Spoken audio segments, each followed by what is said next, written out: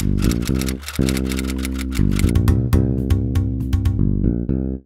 me start by saying that asking people about their teaching philosophy is very much like asking Miss America contestants what they wish for most. You know, everybody says the same thing. The classic joke is that Miss America contestants all say world peace.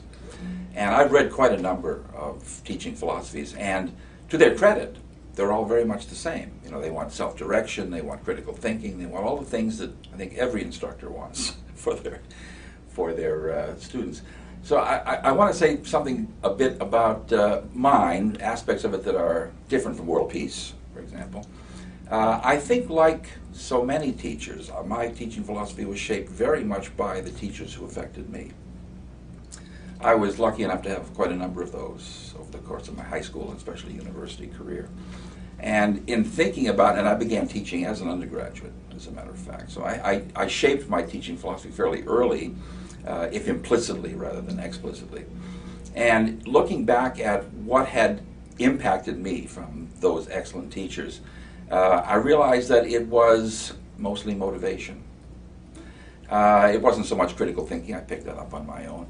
I want to tell you the story of one in particular, one incredible instructor in particular who really did make a difference in my life and who even today I think shapes my attitude towards teaching. It was my first year ancient history instructor in university. I came into university with a real dislike for history. I mean, in high school it was battles, it was treaties, it was kings, it was princes. I mean, it was dry, it was boring. And worse than that, of course, the instructor I'd had in high school was someone who just stood there in front of the class, stock still, staring off into the middle distance and reciting all this information. And I really disliked history. So I was required to take an ancient history course in university, and I was really not looking forward to it, as you can imagine. And the instructor, Dr. John Ware, was his name, got up on the first day. It's a class of 300, biggest class I'd ever been in. And he went on for the entire period about how he really didn't want to teach the course. He was overqualified. He wrote and read 5 ancient languages. He didn't like the textbook. I mean, it was a nightmare. And I thought, this is just getting worse and worse and worse. But the next day, he got up on class, and we began with ancient Greece, which was his passion. And the whole place came alive. It was the most astonishing thing. He was there. In his mind. He was there on the plains of Marathon. You could feel the dust in your nostrils. It was astonishing. I was completely gripped. I bought and read every book he mentioned in that class. There were half a dozen of them at least. I could not miss it. It was just fantastic. And looking back on what it was about his teaching that made a difference to me, it were 2 things, first of all. First, his real, honest-to-God love for the material, which came out in class. You could see it. Everybody knew how much he cared about that material. And the second, and equally, and perhaps more important thing, was he cared about his students caring.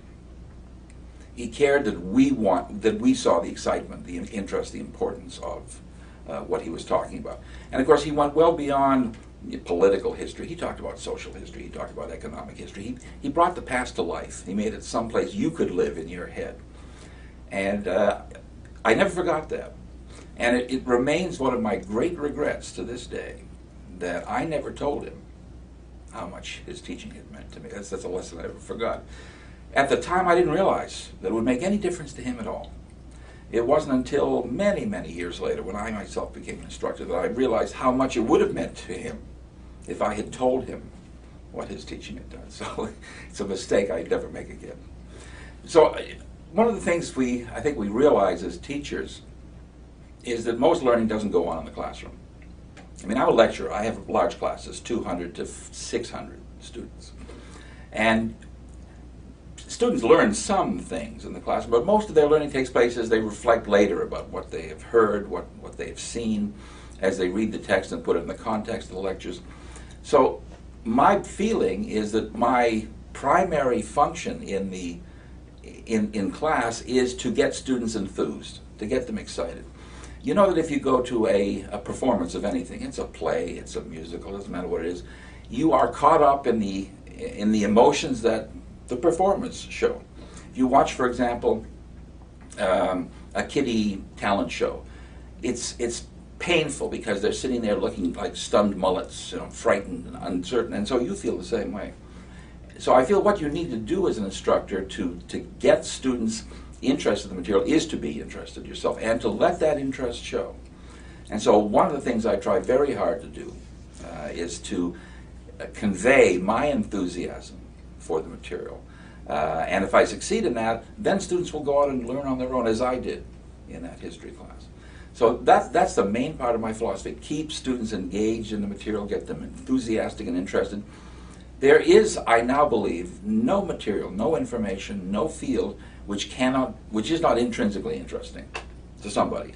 And my job is to convey that interest in my own performance, in my own lectures.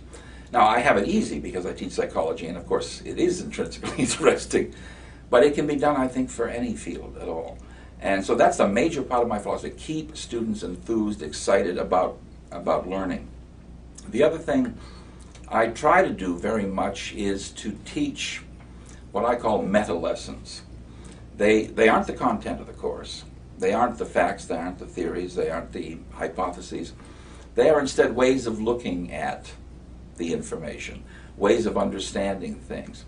In particular, for example, in my Theories of Personality course, one of the meta lessons is that there is no such thing as the true theory, the correct theory. You have to understand that there are a number of different equally valid ways of looking at something. Now, that's not something you can test. That's not something you can ask on an exam. But if students, and I tell students this, if you come out of this class understanding that, I don't care if you forget everything else, because that will be the most important orienting aspect of what you've learned in this course. So I would say that pretty much encapsulates my teaching philosophy. Let students know that you care about their learning and about their involvement in the field. Show that, and be enthused about the field itself.